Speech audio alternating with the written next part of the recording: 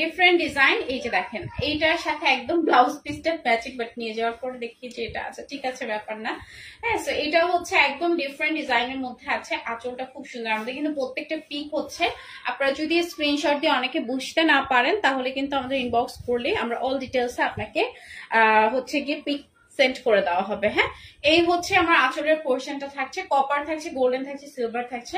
যারা একদম out of Bangladesh মানে হচ্ছে আমাদের ইন্ডিয়াতে যারা যেসব আপুরা আছেন, যেসব দিদিরা আছেন, তারা কিন্তু এখন থেকে আপনারা জামদানির শাড়ি পরতে পারবেন। ঠিক আছে, জামদানি শাড়ি পরতে পারেন।